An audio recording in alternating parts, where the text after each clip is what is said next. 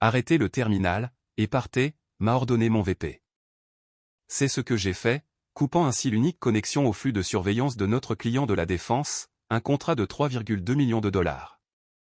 À son retour de déjeuner, il a trouvé la responsable des achats du client, et notre COO, qui l'attendait dans le hall.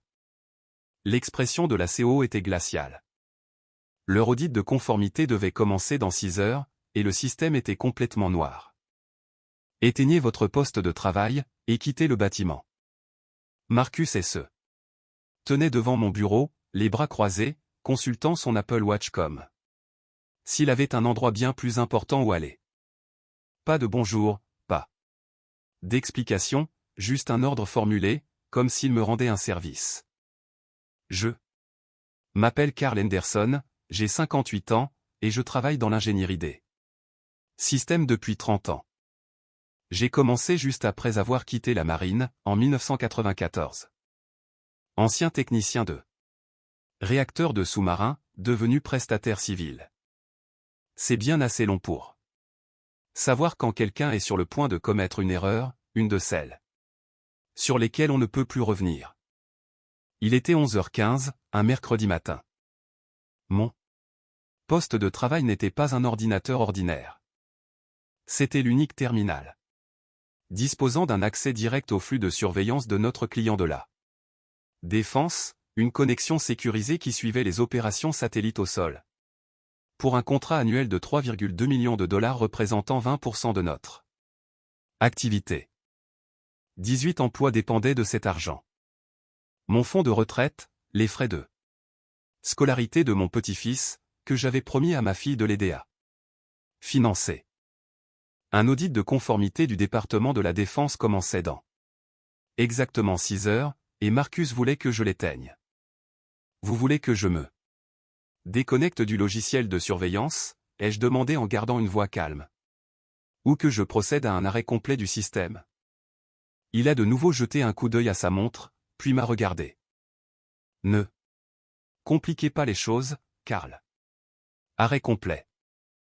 Maintenant, j'aurais pu lui rappeler l'audit. J'aurais pu mentionner que les protocoles de sécurité du client exigeaient 72 heures pour réauthentifier tout terminal déconnecté de manière incorrecte. J'aurais pu lui signaler que je lui avais envoyé la note de conformité à 4 reprises, au cours des 8 derniers mois, chacune étant plus détaillée que la précédente. Mes 14 mois passés sous la direction de Marcus m'avaient appris une chose importante. Il ne voulait rien entendre. Il avait été embauché comme vice-président des opérations numériques, avec pour mandat de moderniser nos systèmes. En pratique, cela consistait à rejeter tout ce qui ne tenait pas sur une diapositive PowerPoint. Il m'a dit un jour, lors d'une réunion budgétaire, que mon obsession pour les protocoles hérités freinait l'innovation. Il disait que nous devions rester agiles, au lieu de nous embourber dans la bureaucratie. Ce type avait un MBA de Columbia, et 8 ans d'expérience dans le conseil. Ce qu'il n'avait pas, en revanche, c'était la moindre compréhension du fonctionnement réel des contrats de défense, ni de ce qui se passe quand on touche à des systèmes dont dépend le gagne-pain des gens. Alors, je n'ai pas discuté. Je me suis tourné vers mon écran, et j'ai lancé la séquence d'arrêt. La console a fait défiler ses avertissements, déconnexion du flux en direct, arrêt des processus, interruption de la transmission des données. Chaque invite de confirmation me semblait plus lourde que la précédente. 90 secondes, pour démanteler un système que j'avais entièrement construit en 2003. Juste après la refonte de la sécurité consécutive au 11 septembre. À l'époque, je croyais encore que faire du bon travail suffisait à vous protéger d'un mauvais management. L'écran est devenu noir. Les ventilateurs de refroidissement se sont calmés. J'ai ouvert le journal d'audit du système, et j'ai écrit « Flux de surveillance client interrompu » sur instruction de la direction. Mercredi, 11h17. Propre, factuel, horodaté. Le genre d'entrée qui reste gravé dans une base de données pour toujours. Laissez votre badge sur le bureau, a dit Marcus. Je l'ai détaché de ma ceinture, et je l'ai posé à côté de ma tasse de café. Sur la tasse, il y avait l'inscription USS Pittsburgh. Un souvenir de mes 6 années passées à maintenir les systèmes de réacteurs en état de marche, à 400 pieds sous l'eau. Un travail différent, mais le même principe. Certains systèmes ne pardonnent pas les raccourcis. Est-ce que je reviens aujourd'hui? Il m'a gratifié du sourire qu'il arborait lorsqu'il pensait avoir gagné quelque chose. Nous verrons bien. Prenez le reste de la journée. Je gère la situation. Il s'est éloigné avant que je ne puisse répondre, le téléphone déjà à la main, les pouces s'activant sur l'écran. Il envoyait probablement un message à Terry Walsh, notre PDG, pour lui annoncer qu'il s'était enfin débarrassé du gars de la vieille école, celui qui ralentissait la transformation numérique. Je suis resté assis là, pendant environ 1 minute. Autour de moi, le bureau bourdonnait comme si de rien n'était. Diana Torres, notre analyste système junior, a levé les yeux de son box, 2 rangées plus loin. Elle avait suivi toute la scène, je pouvais le deviner. Une fille intelligente, fraîchement diplômée en ingénierie. Elle me rappelait moi-même, il y a 30 ans, quand je pensais que l'expérience importait moins que l'enthousiasme. Marcus cherchait un moyen de prendre le contrôle de ce terminal depuis des mois. Il n'appréciait pas que le responsable de la sécurité du client ait insisté pour que j'en ai la garde exclusive. Il n'aimait pas non plus que je sois le seul à comprendre les protocoles d'authentification. Lors de 4 réunions distinctes, il avait qualifié cela de « point de défaillance unique », toujours. Avec ce ton cassant qui signifiait qu'il me croyait territorial. Peut-être que je l'étais. Ou peut-être comprenais-je, simplement, que certains systèmes ne sont pas faits pour être démocratisés. Lorsque vous gérez des contrats pour le département de la défense, la sécurité n'est pas une question de flexibilité. C'est une question de prudence. C'est comprendre que 180 familles rentrent chez elles avec un salaire, parce que quelqu'un a suivi les procédures exactement telles qu'elles sont écrites. Mon téléphone a vibré. C'était un SMS de ma fille, Sarah, « Papa, est-ce qu'on peut bientôt parler des frais de scolarité de Jack? L'échéance de paiement est le mois prochain, et je commence à stresser pour les chiffres. Jack était mon petit-fils, il avait 19 ans, et il étudiait l'ingénierie en 2e année à l'université d'État. Un garçon intelligent, comme sa mère. J'avais promis de couvrir la moitié de ses frais de scolarité, en puisant dans mon épargne retraite. Le genre de promesse que l'on fait quand on pense que son emploi est stable, et que sa retraite est assurée. J'ai rassemblé mes affaires, lentement. L'ordinateur portable dans le sac, la tasse de café retirée du bureau, et mon téléphone qui vibrait à nouveau pour un SMS concernant un barbecue familial ce week-end. Par habitude, j'ai vérifié l'état du flux sur mon appareil personnel. Hors ligne, complètement noir. Marcus ne s'en rendrait pas compte tout de suite. Il allait déjeuner, passerait peut-être voir Howard Barnes, le directeur financier qui avait soutenu son embauche, et lui dirait probablement qu'il s'était enfin occupé de cette relique de la Navy qui ralentissait le progrès. Mais je savais ce qui se préparait. Le créneau de l'audit de la défense s'ouvrait à 17 heures. L'équipe opérationnelle du client serait sur le pied de guerre, attendant les indicateurs de statut vert, que seul mon terminal pouvait fournir.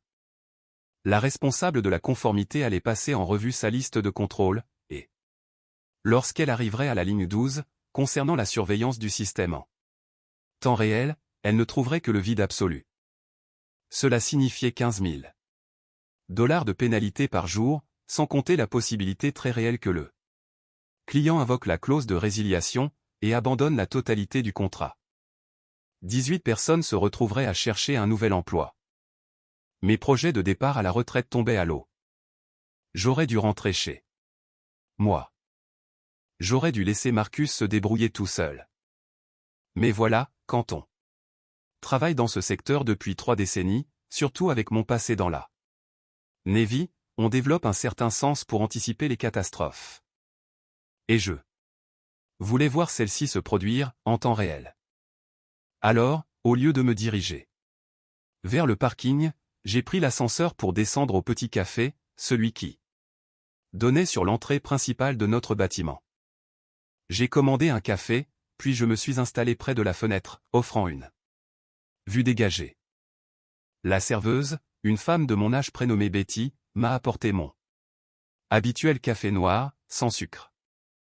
Nous faisions ce petit manège depuis déjà 5 ans. Déjà une journée difficile? A-t-elle demandé. On y arrive, ai-je répondu.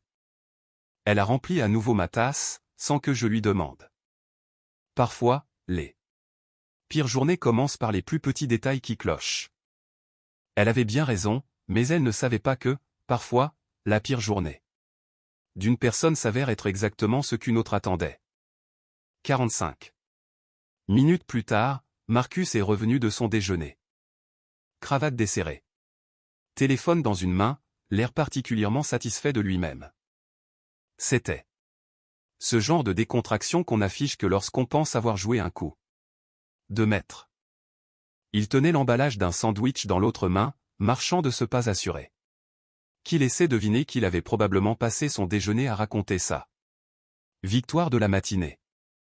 Il ne les a pas vus tout de suite. Carol Matthews, notre directrice des opérations, se tenait près de la réception, vêtue de son tailleur gris. Carol travaillait dans l'entreprise depuis 12 ans, ayant gravi tous les échelons depuis son poste de coordinatrice de projet. Elle connaissait chaque contrat, chaque relation client qui comptait. À ses côtés se tenait Linda Rodriguez, la responsable principale des achats du client. Toutes les deux affichaient cette tension particulière au niveau des épaules. Celle qui annonce que la journée de quelqu'un est sur le point de virer au cauchemar. J'ai bu une gorgée de café, tout en observant la scène à travers la vitre. Carol a dit quelque chose. Marcus s'est arrêté net en plein élan, l'emballage de sandwich oscillant légèrement dans sa main. Linda a levé son téléphone, orientant l'écran vers lui. Même à un étage de distance, j'ai vu son visage se décomposer. D'abord de l'incompréhension, puis cette lente et insidieuse prise de conscience que quelque chose venait de tourner à la catastrophe. Carol s'est tournée vers les ascenseurs. Marcus l'a suivi, essayant toujours de parler, de s'expliquer. Ses mains s'agitaient, de la même manière que lorsqu'il faisait des présentations devant les clients. De grands gestes, mais aucun fond. Linda marchait derrière eux, les bras croisés, le visage de marbre. Elle avait l'allure de quelqu'un qui venait de faire 2 heures de route, depuis le site du client, précisément pour avoir cette discussion. Il se dirigeait vers la salle des serveurs. Je le savais, car c'est là que n'importe qui se rendrait en réalisant qu'un système crucial de la défense s'était éteint, 6 heures seulement avant un audit de conformité. J'ai fini mon café, et je me suis levé. Betty m'a adressé un signe de tête alors que je laissais un pourboire sur la table. À demain, a-t-elle dit. Nous verrons bien, ai-je répondu. Il était temps de remonter. Travailler. Quand je suis revenu à notre étage, l'ambiance avait complètement changé. Vous connaissez cette atmosphère de bureau, quand les choses tournent mal.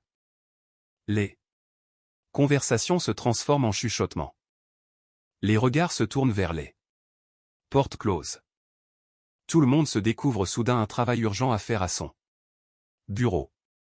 Le genre de tâche qui ne demande pas de concentration, mais juste assez de présence pour avoir l'air occupé tout en guettant la moindre information. Diana Torres était toujours à son poste, mais son écran affichait un site d'actualité au lieu de son logiciel d'ingénierie. Elle m'a aperçu, et s'est redressée. Karl, salut. Je croyais que tu étais parti plus tôt. Je suis descendu prendre un café, ai-je répondu. Qu'est-ce qui se passe?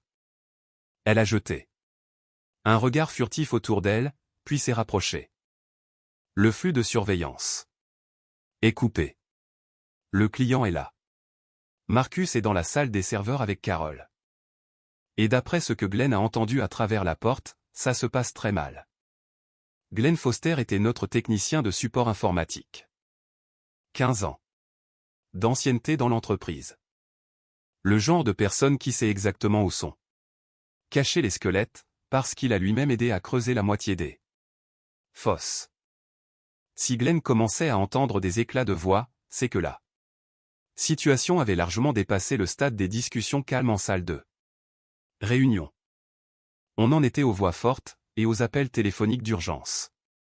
J'ai hoché la tête, comme si j'apprenais la nouvelle. Mauvais timing avec l'audit aujourd'hui. Oui, a-t-elle murmuré, en désignant la salle de réunion.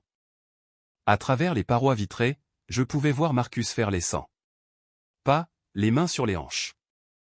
Carol était assise à la table, le téléphone collé à l'oreille, prenant des notes sur un bloc de papier. Linda Rodriguez se tenait près de la fenêtre, totalement immobile, observant Marcus comme si elle cataloguait chacun de ses mots pour un rapport destiné au dossier du personnel de quelqu'un. Le fait est que j'avais déjà vécu exactement ce scénario. Autre manager, autre contrat, mais même stupidité fondamentale. En 2009, nous avions un vice-président nommé Richard, qui avait décidé que nos protocoles de sauvegarde étaient trop complexes. Il les avait simplifiés, ce qui s'était traduit par une panne de système de 3 jours, nous coûtant au passage un contrat avec la marine de 1,8 million de dollars. Richard a tenu encore 6 semaines après cela. Je suis retourné à mon bureau. Et j'ai ouvert mon ordinateur portable. Autour de moi, chacun s'efforçait de paraître occupé, tout en suivant manifestement l'évolution du drame. Glenn est passé devant moi, sa tablette à la main, l'air sombre. Il a croisé mon regard. Et a discrètement secoué la tête. Rien de bon. Le problème avec des systèmes comme le nôtre, c'est qu'ils ne sont pas conçus pour tomber en panne en douceur. Ce terminal de surveillance disposait de jetons d'authentification chiffrés, qui se renouvelaient toutes les 72 heures via le serveur de sécurité du client. C'était comme une poignée de main numérique, prouvant que nous étions bien qui nous prétendions être. Si vous vous déconnectez de manière incorrecte, leur système considère que nous avons été compromis. Il rejette alors toute tentative de reconnexion, tant que vous n'avez pas effectué un processus complet de vérification de conformité, paperasse, approbation, signature du responsable de la sécurité, enquête de moralité, la totale. En général, cela prend 5 à 7 jours, à condition que tout le monde coopère. Qu'aucun élément ne nécessite d'examen supplémentaire. J'avais expliqué cela à Marcus, à de nombreuses reprises. Je ne m'étais pas contenté de l'évoquer brièvement. Je l'avais fait asseoir avec de la documentation imprimée, et je lui avais détaillé chaque étape. En novembre dernier, je lui avais envoyé un mémo de 8 pages, contenant des organigrammes et des estimations de calendrier. En février, lors de notre revue de sécurité trimestrielle, je lui avais préparé une présentation PowerPoint, car je savais que c'était ainsi que son cerveau fonctionnait. Des diapositives colorées, des puces bien claires, et des matrices de risque. Sa réponse était invariable, c'est exactement ce genre de complexité qui nous ralentit. Nous devons simplifier notre architecture. On ne peut pas simplifier des protocoles de sécurité fédéraux. On ne peut que les suivre, ou les transgresser. Mon téléphone a vibré. C'était un message de Glenn, il demande si on peut restaurer à partir d'une sauvegarde. Je leur ai dit non. Les jetons de sécurité ne fonctionnent pas ainsi. Es-tu dans le coin? J'ai répondu par écrit, à mon bureau. 30 secondes plus tard, mon téléphone de bureau a sonné. C'était le poste de Carol. Carl, peux-tu venir dans la salle de réunion B? J'arrive. Le trajet jusqu'à la salle de réunion m'a semblé plus long que d'habitude. Je suis passé devant le bureau de Marcus. La porte était fermée, les stores baissés. Son assistante n'était pas à son bureau. Mauvais signe. Quand les assistants de direction s'éclipsent, cela signifie généralement qu'on leur a demandé de se faire discret, pendant que l'on nettoie les dégâts. La salle de réunion semblait plus étroite, avec 6 personnes à l'intérieur. Carol était assise en bout de table, lisant un document sur son téléphone. Linda avait pris place en face d'elle, son bloc de notes posé devant elle, le stylo fermé. Glenn se tenait près du projecteur, les bras croisés. Diana Torres, assise près de la porte, donnait l'impression de vouloir être n'importe où ailleurs. Marcus s'appuyait contre le mur, près du tableau blanc, tentant de paraître décontracté, mais je voyais très bien les traces de transpiration sous ses bras. Carl, a commencé Carol sans lever les yeux, explique-nous ce qui s'est passé. Ce matin, j'ai tiré une chaise, et je me suis assis. À 11h15, Marcus m'a ordonné de fermer mon poste de travail. Je lui ai demandé s'il souhaitait une simple déconnexion de session, ou un arrêt complet du système. Il a exigé un arrêt complet. J'ai ensuite confirmé l'interruption de la connexion en direct avec le client. Il a validé la consigne. J'ai exécuté l'arrêt à 11h17, et je l'ai consigné dans le journal d'audit du système. Linda a noté quelque chose. Marcus a changé de position contre le mur. Vous saviez que cela couperait le flux de surveillance? A demandé Carol. Oui.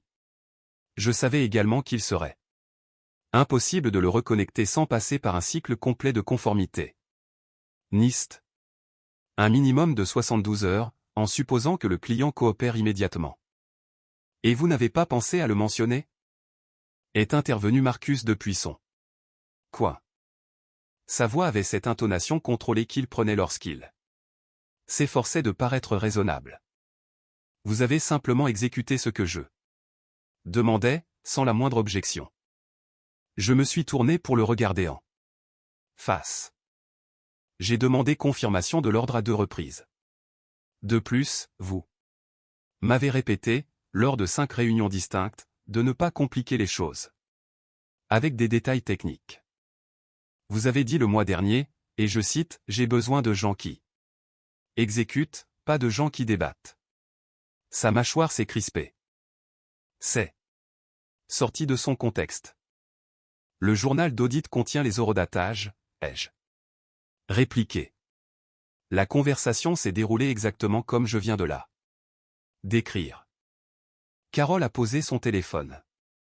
Quelle est la voie la plus rapide pour rétablir la connexion? Si le client en fait une priorité, nous pouvons lancer le cycle d'authentification dès aujourd'hui. Dans le meilleur des cas, nous serons de nouveau en ligne lundi matin. Dans le pire des cas, jeudi. Et cela suppose que leur responsable de la sécurité ne signale pas cet incident comme une violation de conformité nécessitant un examen approfondi. Ce qui est fort possible, a ajouté Linda d'une voix calme. Étant donné que le flux s'est éteint en pleine période d'audit, notre équipe de conformité dispose de protocoles très stricts pour les défaillances de système. Durant ces phases de contrôle, personne n'a parlé pendant un moment. La climatisation ronronnait. Le téléphone de quelqu'un a vibré sur la table. Diana prenait des notes, s'efforçant d'être invisible. L'audit est reporté, a poursuivi Linda. Notre équipe de conformité documente actuellement l'interruption de service. J'ai besoin d'une explication écrite de ce qui s'est passé, et de l'identité de la personne qui a autorisé cela. Elle a regardé directement Marcus. Je veux ce rapport rédigé par vos soins, d'ici la fin de la journée. Marcus a hoché la tête. Vous l'aurez pour 17 heures. Assurez-vous qu'il soit parfaitement exact, a prévenu Carol. Son ton était neutre, mais l'accent mis sur le mot « exact » a résonné comme une mise en garde. Nous allons tout Recoupé avec les journaux système et les comptes rendus de réunion. Elle s'est privée d'autres commentaires puis s'est tournée vers moi. Karl, j'ai besoin que tu coordonnes la restauration de la connexion. Travaille en direct avec le responsable de la sécurité de Linda. Mets-moi en copie de tous les échanges. C'est compris. Ce sera tout pour le moment, a déclaré Carole. Mais à voir la façon dont elle fixait Marcus, je savais que cette discussion ne faisait que commencer. Glenn est sorti le premier, suivi de Linda. Carole a rassemblé ses affaires, sans un regard pour quiconque. En passant devant Marcus pour sortir, elle lui a glissé à mi-voix, dans mon bureau. Dans 15 minutes. Diana a suivi Carole, en m'adressant un léger signe de tête au passage. Le genre de regard qui signifie « j'ai tout vu, et je m'en souviendrai si on me pose des questions ». Ensuite, nous nous sommes retrouvés seuls, Marcus et moi. Il s'est décollé du mur, s'est approché de l'endroit où j'étais resté assis, puis s'est arrêté à quelques pas, les mains dans les poches. Je sentais son eau de Cologne, une fragrance coûteuse qui valait probablement plus que ma mensualité de crédit de voiture. Vous pourriez m'aider sur ce coup-là, vous savez, a-t-il dit. Vous aider comment? En disant à Carole qu'il s'agissait d'un malentendu, que vous n'aviez pas clairement exposé les risques. Quelque chose qui permettrait de partager la responsabilité. Je me suis adossé à ma chaise, et je l'ai regardé. Je l'ai vraiment dévisagé. Marcus avait 34 ans, un MBA de Columbia, et 8 ans d'expérience dans le conseil, une carrière consistant principalement à expliquer aux autres comment mieux faire leur travail. Il travaillait chez nous depuis 14 mois. Durant cette période, il avait réorganisé 3 départements, mis en œuvre 2 nouveaux systèmes de gestion de projet, et organisé environ 47 réunions sur l'amélioration de l'efficacité. Ce qu'il n'avait pas fait, en revanche, c'était d'apprendre comment fonctionnaient réellement nos systèmes. Marcus, lui ai-je dit, j'ai demandé confirmation de votre ordre à 2 reprises. C'est écrit dans le journal. Je vous ai envoyé le mémo sur les protocoles de sécurité il y a 8 mois. C'est archivé dans les courriels. J'ai soulevé des inquiétudes concernant l'authentification à point unique lors de 5 réunions distinctes. Glenn possède les comptes rendus, avec votre signature sur les feuilles de présence. Et alors? Vous allez simplement me jeter en pâture? Je vais dire la vérité. Ce n'est pas jeter quelqu'un en pâture, c'est simplement relater les faits. Son visage a rougi. Vous savez quel est votre problème? Vous pensez que le fait d'avoir raison sur le plan technique vous donne raison sur tout. Mais le leadership, c'est bien plus que de suivre bêtement des procédures. C'est être flexible, capable de s'adapter. C'est ainsi que vous qualifiez cela? Un leadership adaptatif? Faites attention, Karl, a-t-il murmuré d'un ton plus bas. Vous êtes à 2 ans d'une retraite à taux plein. Vous voulez vraiment passer ce temps à vous faire des ennemis? Je me suis levé lentement. Et je l'ai regardé droit dans les yeux. Je suis ici depuis 30 ans. J'ai construit la moitié des systèmes sur lesquels nous tournons, et j'ai formé la plupart des gens de ce service. Ma réputation ne repose pas sur le fait de plaire aux gens. Elle repose sur le fait que les systèmes fonctionnent quand ils le doivent. J'ai récupéré mon carnet de notes, et je suis passé devant lui pour me diriger vers la sortie. Karl. Je me suis arrêté, mais sans me retourner. Si cela se passe mal pour moi, a-t-il dit, cela se passera mal pour vous aussi. Je m'en assurerai. Personnellement. Le journal d'audit se moque de savoir qui menace qui, ai-je répondu. Il se contente d'enregistrer les faits. Je l'ai laissé là, et je suis retourné à mon poste. Ma boîte de réception se remplissait déjà. Un message du responsable de la sécurité du client, avec pour objet, exigence pour le cycle d'authentification. Urgent.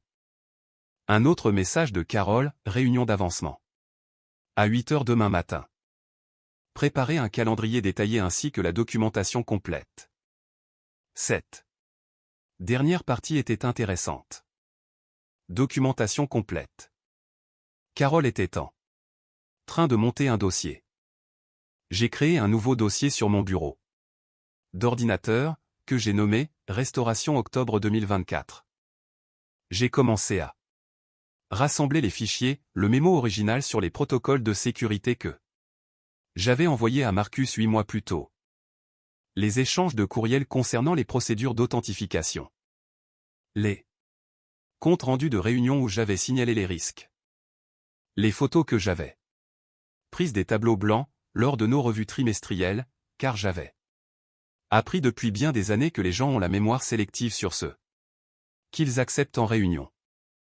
Ce n'était pas parce que j'avais planifié ce moment, mais simplement parce que je faisais mon travail, de la manière dont la Navy me l'avait appris. Tout documenter. Ne rien supposer. Faire confiance, mais vérifier. Mon téléphone a sonné.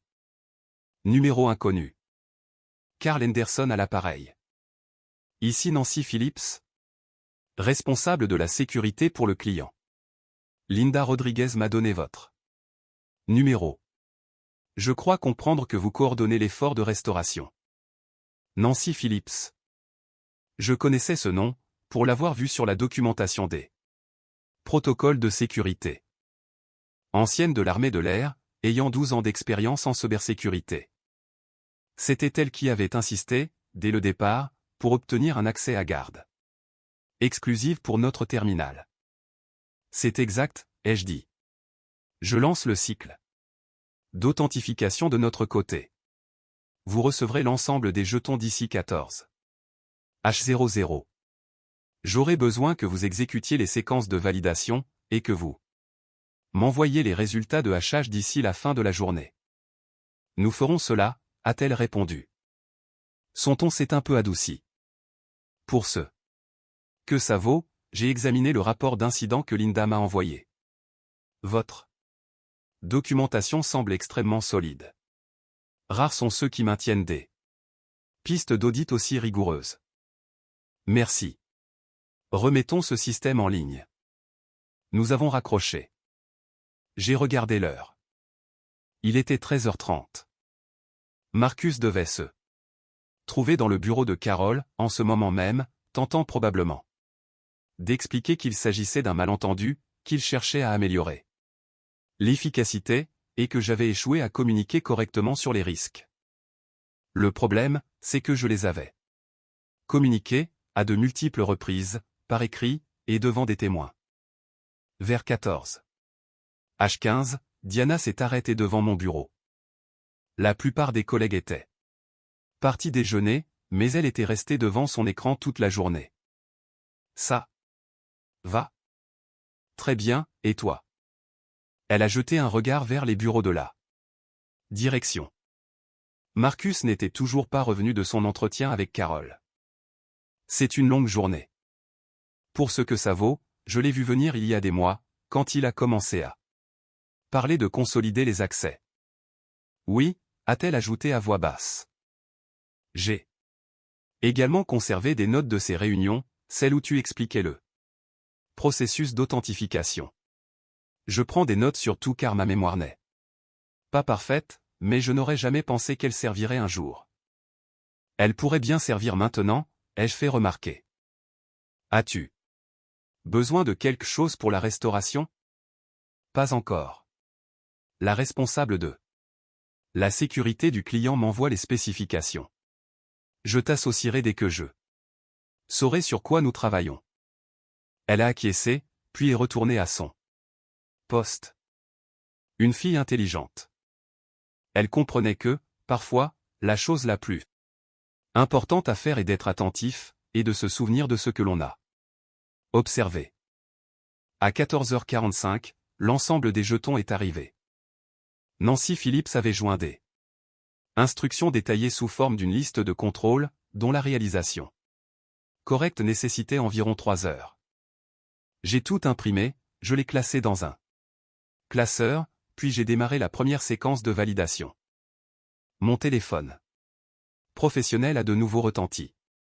C'était Carole. Karl, peux-tu monter dans mon bureau? J'arrive.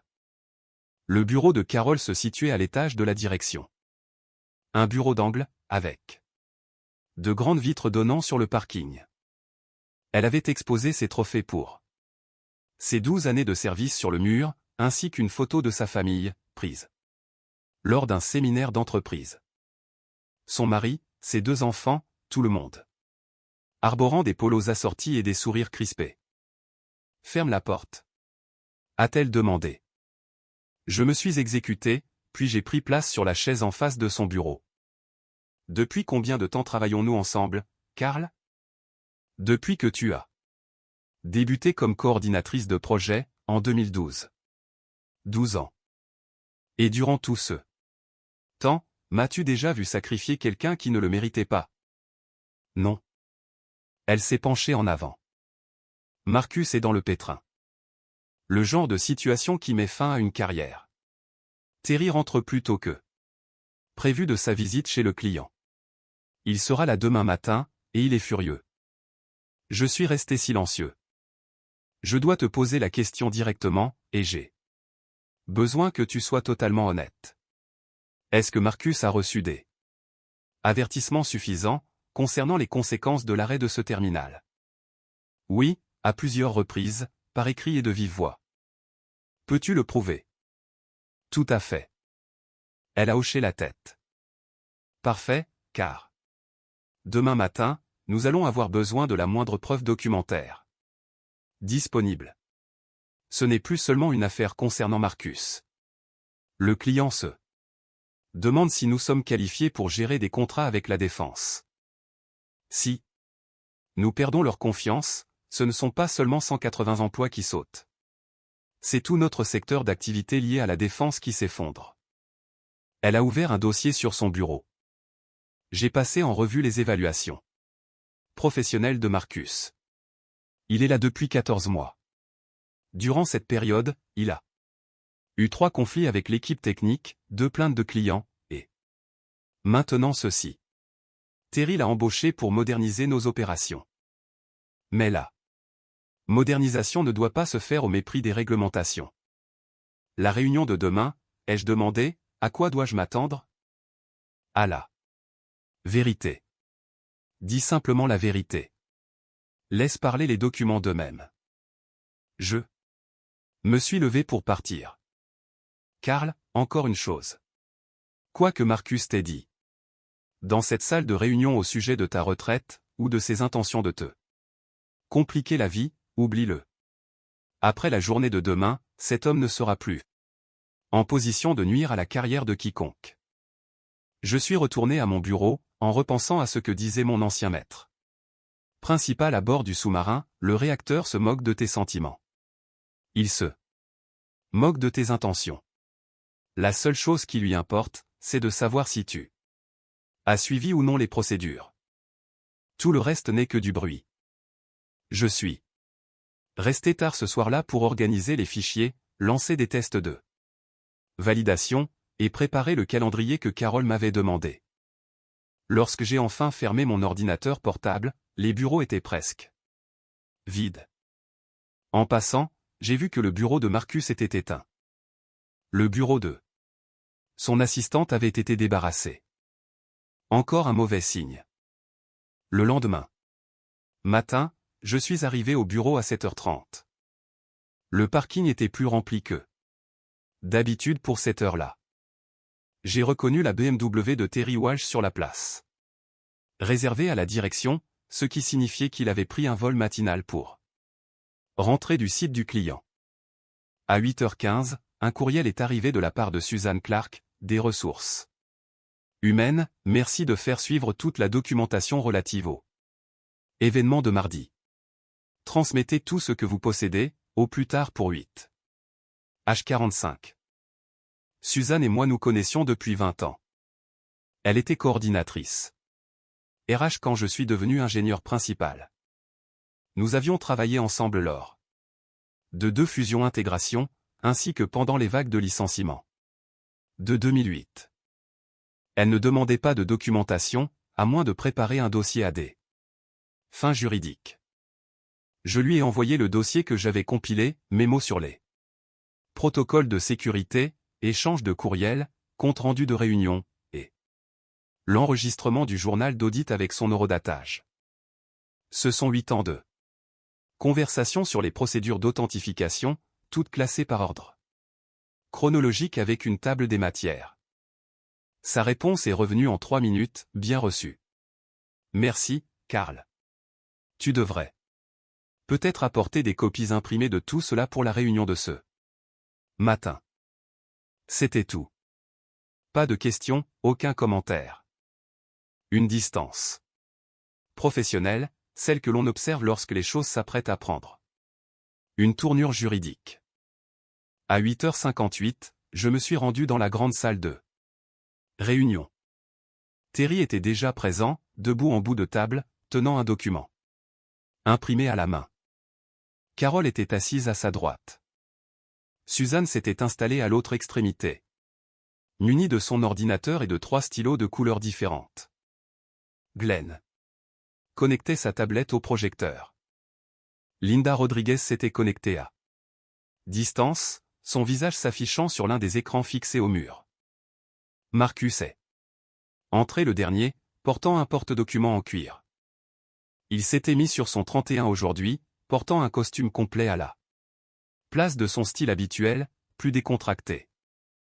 Il s'est assis sur le siège le plus éloigné de Terry.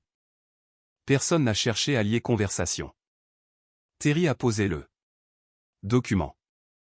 Linda, merci de vous joindre à nous. Je tiens à commencer par reconnaître que nous avons placé votre équipe dans une position difficile. Notre priorité, ce matin, est de comprendre précisément ce qui s'est passé, et de déterminer les prochaines étapes. La voix de Linda a résonné dans les haut-parleurs, claire et posée, merci. Terry. Pour mémoire, notre équipe de conformité a formellement acté l'interruption de service. Nous suspendons l'application de la clause de résiliation pour l'instant, mais nous avons besoin d'une explication exhaustive avant de pouvoir avancer. C'est bien compris. Terry s'est tourné vers Carole, explique-nous la situation. Carole a allumé sa tablette. Mardi matin, à 11h17, notre terminal de surveillance s'est déconnecté. Cela a coupé le flux en direct vers votre centre opérationnel, 6 heures avant un audit de conformité du département de la Défense qui était programmé. Le système ne peut pas être reconnecté sans passer par un cycle complet d'authentification, ce qui requiert un minimum de 72 à 96 heures. Qui a autorisé l'arrêt? Ah. Demandait Terry. Carole a regardé Marcus. Marcus a donné cette instruction à Karl Henderson à 11h15. Karl a demandé confirmation à 2 reprises, avant de l'exécuter. Les yeux de Terry se sont fixés sur Marcus. Est-ce exact? Marcus a ouvert son porte-document, et en a sorti un courriel imprimé. J'ai donné la consigne de consolider les accès au système. Ce que je n'avais pas anticipé, c'est que ce terminal spécifique présentait des exigences d'authentification uniques, de nature à déclencher un verrouillage de plusieurs jours. Karl, a dit Terry, sans quitter Marcus des yeux, saviez-vous que l'arrêt de ce terminal couperait le flux du client? Oui, ai-je répondu. Avez-vous informé Marcus des conséquences? Je lui ai demandé à 2 reprises s'il souhaitait poursuivre. Une première fois, lorsqu'il a donné l'ordre initial, et une seconde fois, spécifiquement au sujet de l'arrêt de la connexion en direct. Il a validé les 2 fois. Glenn a affiché le journal d'audit sur le projecteur. Le message est apparu en grand sur l'écran, en police 14, 11h17 minutes 17 secondes, flux de surveillance client. Interrompu sur instruction de la direction. Juste en dessous, Glenn a superposé le journal de ma session de terminal. 2 invites de confirmation. Toutes 2 validées. Les horodatages correspondaient à la seconde près. Marcus s'est penché en avant. Ces invites n'expliquent pas les conséquences. Ce ne sont que des questions par oui ou par non. J'avais besoin de contexte. Vous avez pourtant reçu ce contexte, ai-je répliqué. En novembre dernier, je vous ai envoyé un mémo de 8 pages sur les protocoles d'authentification de surveillance. En février, je vous les ai détaillés au cours de notre revue de sécurité trimestrielle. En juillet, j'ai de nouveau attiré votre attention sur ce point, lorsque vous avez proposé de consolider les accès au terminal. Suzanne a ouvert un fichier sur son ordinateur. J'ai ces 3 occurrences documentées. Les courriels figurent dans le dossier envoyé par Karl ce matin. Les notes de la réunion de février se trouvent sur notre disque partagé, avec votre signature sur la feuille d'émargement. Le visage de Marcus s'est empourpré. Il a regardé son porte-document, comme s'il pouvait y trouver une meilleure réponse que celle qu'il avait préparée. Terry est resté silencieux un court instant. Quand il a pris la parole, sa voix était calme, mais dure. Aidez-moi à comprendre votre raisonnement. Vous avez reçu de multiples avertissements concernant les protocoles d'authentification. Vous avez eu 2 demandes de confirmation lors de l'arrêt. Et vous l'avez tout de même autorisé, 6 heures avant un audit de conformité fédérale. Pourquoi? Je cherchais à corriger une vulnérabilité structurelle, c'est défendu. Marcus. Nous avions un contrôle à opérateur unique sur un système critique. Ce n'est pas évolutif. Ce n'est pas une architecture moderne. C'était pourtant une architecture conforme, est intervenu Carol. Le responsable de la sécurité du client exigeait expressément un accès à garde exclusive, pour la conformité à la norme NIST 8 Sens à 171. Ce n'est pas notre politique interne, c'est une réglementation fédérale. La voix de Linda s'est fait entendre dans les haut-parleurs pour apporter une précision. Nous avons insisté sur la garde exclusive car un accès distribué multiplie les points de vulnérabilité, au lieu de les réduire. Le verrouillage d'authentification existe pour empêcher les tentatives de reconnexion non autorisées. Ce n'est pas de la bureaucratie, c'est la condition sine qua non pour maintenir notre habilitation de sécurité sur les contrats de la défense. Marcus a ouvert la bouche, puis l'a refermée. Terry a repris le document qu'il tenait.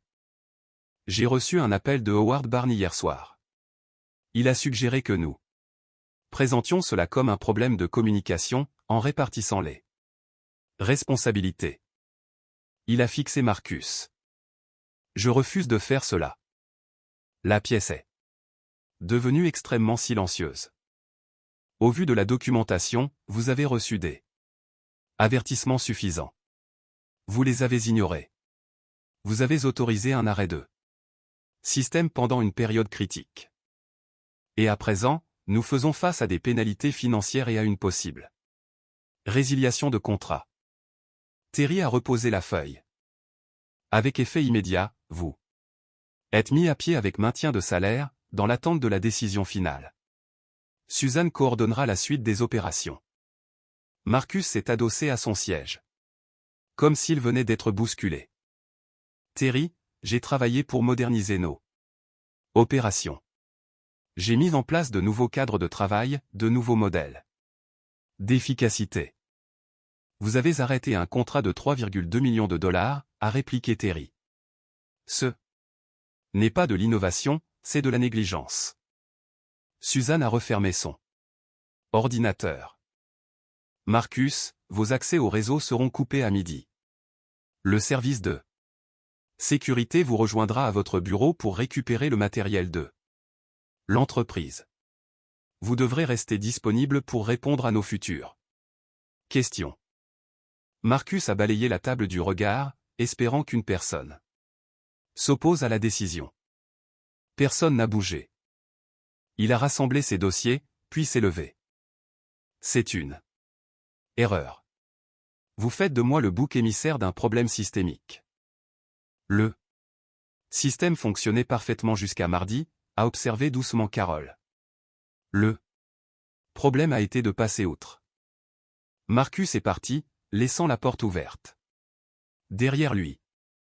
Nous sommes restés assis là, un moment, écoutant le bruit de ses pas s'estomper dans le couloir. Terry s'est tourné vers moi, de quoi as-tu besoin pour rétablir le flux? J'ai sorti mon calendrier de travail. La responsable de la sécurité du client a lancé le cycle d'authentification hier. Nous exécutons les tests de validation cet après-midi. Si tout est validé, nous nous reconnectons vendredi à 6 heures du matin. Le système sera pleinement opérationnel vers midi. Notre niveau de confiance est élevé, sous réserve que le client coopère. La voix de Linda est intervenue, mesurée, nous allons coopérer, mais Terry. Nous avons besoin de garanties que cela ne se reproduira pas. Notre contrat exige un accès stable à ce flux de données. Si nous ne pouvons plus compter dessus, nous devrons reconsidérer notre partenariat. C'est bien compris, a répondu Terry. Il a regardé Carole, puis s'est tourné vers moi. Nous allons restructurer notre gestion des systèmes clients critiques. Carl, vous allez diriger ce projet. De plus, je vous nomme vice-président de la sécurité des infrastructures, avec effet aujourd'hui. Nous avons besoin à ce poste de quelqu'un qui comprenne que la conformité n'est pas facultative. Je suis resté sans voix pendant une seconde. En 30 ans de carrière, je ne m'étais jamais trouvé dans la pièce au moment d'une promotion. Cela se passait toujours à huis clos, via les canaux RH, avec des lettres de proposition officielles. J'accepte, ai-je répondu. Parfait. Terry s'est levé. Remettons ce flux en service, le reste peut attendre. 2 semaines plus tard, le système était de nouveau en ligne, fonctionnant de manière plus fluide qu'au cours des derniers mois. J'ai passé mes journées à former Diana Torres au nouveau protocole, documentant chaque détail pour la prochaine génération d'ingénieurs. Ceux qui prendraient le relais quand je serais à la retraite. 3 mois après, le bouche-à-oreille du secteur m'a appris que Marcus avait rebondi dans une start-up de la FinTech. Ils avaient annoncé sa nomination comme vice-président de l'innovation numérique sur LinkedIn. Tant mieux pour lui. Les start-up aiment avancer vite, quitte à casser des choses. Parfois, c'est ce dont elles ont besoin. Mais 8 mois plus tard, la start-up a mis la clé sous la porte. Marcus m'a envoyé un message sur LinkedIn, me demandant si j'accepterais d'être sa référence pour sa recherche d'emploi. J'ai lu le message à 2 reprises, puis j'ai refermé mon ordinateur portable. Certaines choses n'exigent pas de réponse. Le journal d'audit est suffisamment éloquent. Je suis maintenant à 18 mois de la retraite à taux plein.